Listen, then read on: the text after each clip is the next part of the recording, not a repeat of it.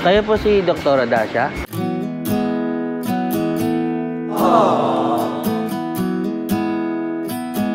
Dok, parang ano, sama ng pakiramdam ko.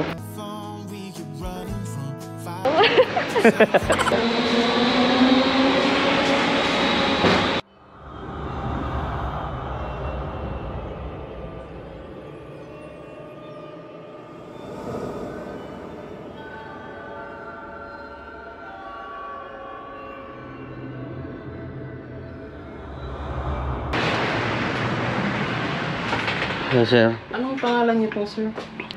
Pangalan ba ng customer? Ikaw po. Pwede pong patawagan niyo na lang si customer na sabihin niyo po na dalawang destination po pala itong dalawang box na to.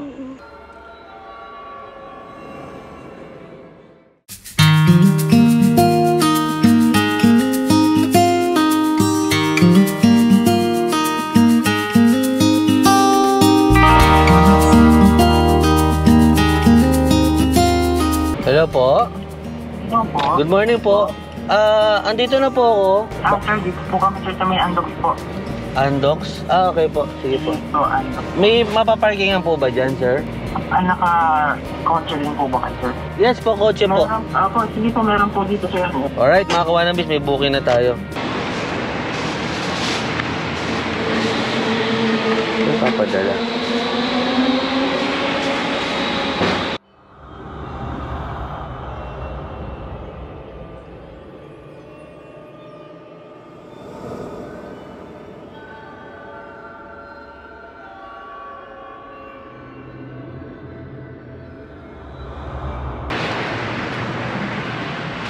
Yes, sir. Anong pangalan niyo po, sir? Pangalan ba ng customer? Ikaw po. Pabian po. Pabian. Magkaiba bang destination po ito? Na-inform po ba kayo? Hindi po eh. Kasi dapat po dalawang drop-off po yung nakalagay. Ito po yung ano niya. Sa Mitsukoshi, then Gateway po. Pwede pong patawagan niyo na lang si customer na sabihin niyo po na dalawang destination po pala itong dalawang box na to. Mitsukoshi Mall, Taguig. Sa Taguig lang, tapos yung isa Gateway, Cubao to eh. Opo.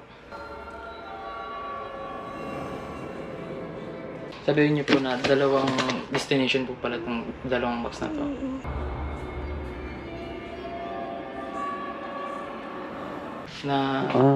Sabihin niyo po na dalawang destination po pala itong dalawang box na to. Destination po pala itong dalawang box na to. Destination po pala itong dalawang box na to. Dalawang box na to.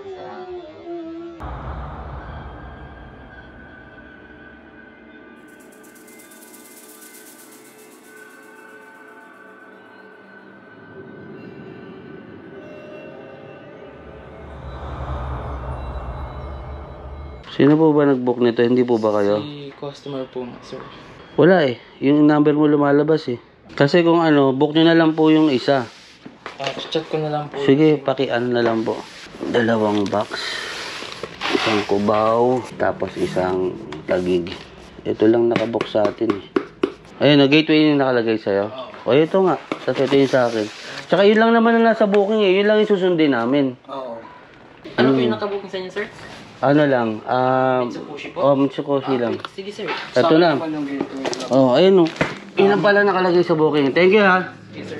Dalawa pala kaming lalamove. Okay na, boss? Okay na po, sir. Sige. Thank you. Credit na mabayad na ito eh. Sige po, sir. Salamat. What's up mga kawanabis? Nagbabalik po inyong poging driver. Kawanabis, Huyo Pabayang Vlogs. Charot! So today, ngayong araw, is araw ng linggo. So bukas is Monday. So magkakaalaman na bukas kung ilang ang lalabas sa bibig ng mga motorista sa sobrang traffic. Malamang sa malamang yan. So bukas na po magkakaalaman po tayo kung sino ang pinakamahaba at maiksing PC. Yay! So yun nga mga kawanabis, nakakuha na tayo ng booking at medyo magulo yung booking na yon. Kasi pagdating ko doon, ang sabi sa akin ng staff, dalawa yung destination na pagdadalan ko. Eh, nakabook lang, isa lang. So, dapat kasi kung ganon, dalawa yung drop-off dun sa booking natin. Ngayon, sabi ko dun sa staff, sundin natin kung ano yung nasa booking. At eto pa, may dumating pang isang Lalamove na 200 kg. Sa kanya pala yung sa gateway. O, diba? Ibig sabihin, hindi dalawang drop-off talaga yung gusto ng customer. Anyway, deliver na muna natin to. Let's go!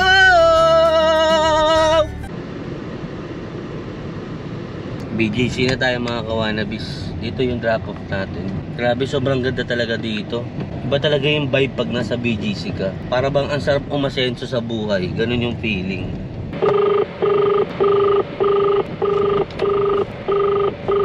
Hindi sumasagot ah. Pag hindi mo to sinagot, magtatampo ako sa'yo. Pag di mo to sinagot, kahit kailan di kita mapapatawad. Nagtatanong lang sa'yo kung pag kaya ibigin mo kahit maputi. The subscriber cannot be reached. Patay tayo dyan. Hello po. Hello po. Yes po. Lalamove. Nasa basement 1 na po kayo. Sa basement 1 po ba ilalagay? Dadalhin? Dun po yung loading dock namin, sir. Sa basement 1 po. Tawag na lang po ulit kayo pag nandun na po kayo. Okay, sige po. Sige po. Dapat kasi ninunote nyo yan. Iha. Hello po. Nandiyan na po kayo. Sa basement 1 na po ako, ma'am. Okay po, sige po. Thank you. So mga kawanabis, ang fare pala natin dito is 184 pesos. Hindi ko alam bakit 184 pesos lang ni. Basta tinanggap ko na siya kasi Lalamove credit. Kailangan ko ng top up. Pero okay naman since wala naman traffic. Mga kawanabis, may booking na pumasok ko. Tingnan nyo. Sabi niya, dapat po L300. Loko-loko pala ito eh. Eh di magbook ka ng 600 kg. Kinagalit mo si kawanabis eh. Wala namang L300 na 200 kg. Ay, makatipid lang eh, no? The subscriber cannot be reached. Sana kahit nakaganyan kang sasakyan, yung dating outro pa rin yung gamitin mo, mas maganda kasi yun eh. Hindi ko na po siyang pwedeng gamitin, yung outro na yun, kasi nga po may copyright na po yun. Hindi na po natin siya pwedeng ibalik sa vlog natin. Alright, so mga kawanabis, may panibagong booking na tayo. Pipick upin natin dito sa Forbes Wood sa may BGC. Tara, sama kayo sa biyahe ko! Let's go! Hello? Hello po, good afternoon po ma'am. Lalamove po? Ano kayo, Lalamove car? Apo, Lalamove po. Anong name sa drop-off, kuya? Para po kay Doktora Dasha. Saan ko po kayo hihintayin, ma'am? Main entrance po. Okay, ma'am. Andito na po ako. Thank you po. Alright, mga kawanabis.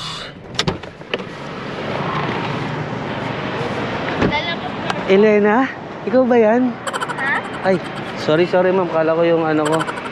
Yung babae papakasalan ko. Sorry.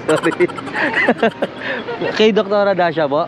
Oo, po. Kala ko, ma'am, may hinihintay kasi ako dito din, ma'am, eh. Magtatahanan kami, eh. Ano din po sa drop-off? Iba to, ma'am? Iba to? Kasama to? Salamat, ma'am. Thank you, ma'am. Hey! Mga kawanabis, item pickup. So, ang travel time natin is 27 minutes with 13 kilometers. And then, ang bayad sa atin dito is 330 pesos. So, BGC going to Quezon City, mga kawanabis. Alrighty, deliver muna natin to. Let's go!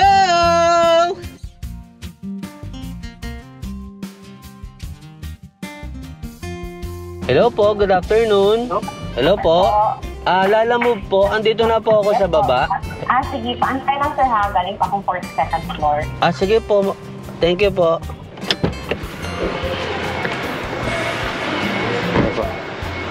Kayo po si Doktora Dasha?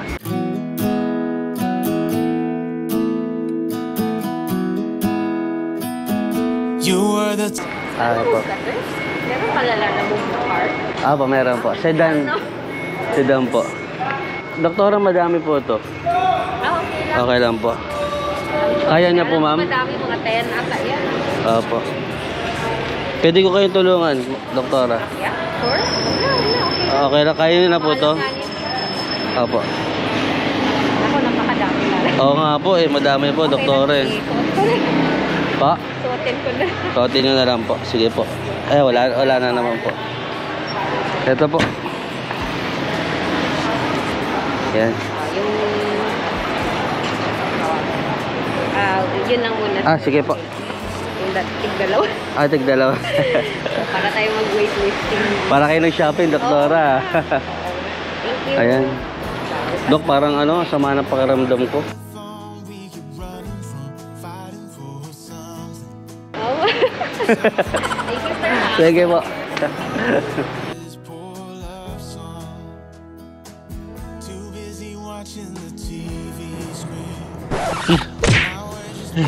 Itong drop up mga kawanabis. Grabe, ang ganda ni doktora, no? Anyway, kailangan natin mag-move on. Kuha tayo ng booking mga kawanabis. Let's go. Alright, so mga kawanabis, may bagong booking na tayo. So pipick upin natin sa may Binondo, Manila. Sa may Divisoria to mga kawanabis. So travel time natin para lang pick upin yung ating booking is 16 minutes away. 4.5 kilometers. Let's go!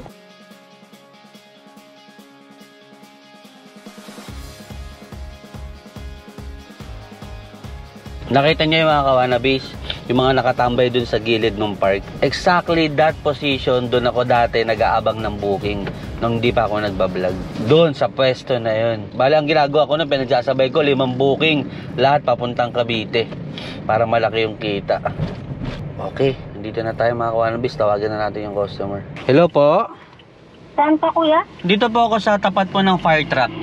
Eto ma'am, eto. Eto po.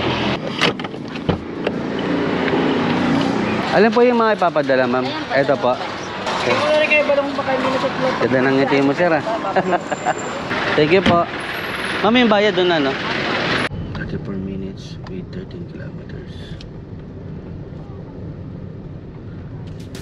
Alright, mga kawanabis, item pickup and travel time natin is 34 minutes with 13 kilometers. At ang bayad sa atin dito is 301 pesos. From Binondo, Manila, papuntang Ortigas, Pasig City. Na-miss ko to, itong Divisoria na to. Dito ako todo grind dati, mga kawanabis. Yun yung time na pandemic, tapos wala kaming trabaho ni Mrs. Sa ganito ako kumukuha ng ano namin, panggastos namin araw-araw. Anyway, mga kawanabis, deliver na muna natin to. Let's go! Paano ka nakapasok dyan, sir? Kanina, meron. Yung pumasok ako. May bantay? Oo. Bumaba lang eh. Alright mga kawanabis, dito tayo sa may Temple Drive, dito sa White Plains. Papasok po yung sakyan? Ngayon lang ako makakapasok sa ganitong kalaking bahay, ah. Sayang na, sana, bakit ako? Wow, pangmayaman talaga, bes! In fairness, ganda ng bahay. Teka lang, buhatin ko muna, mama.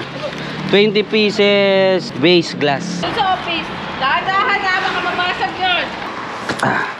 Patawag na lang po. Ay, pakisabi, ano, 301. Okay. 301 po. Sabi, oh. Mahal to. Ma'am, thank you. Thank you, boy. Salamat po. Grabe mga kawanabis, ang ganda ng bahay. Alam mo yung napapanood natin sa mga pelikula nung araw, yung pinagbibidahan pa ng mga lumang artista. Yung tipong ang eksena, may isang pamilyang mayaman, tapos yung anak nilang lalaki na in love sa mahirap, or anak ng katiwala nila, diba? Tapos hadlang yung mga magulang. Ganun yung datingan ng bahay.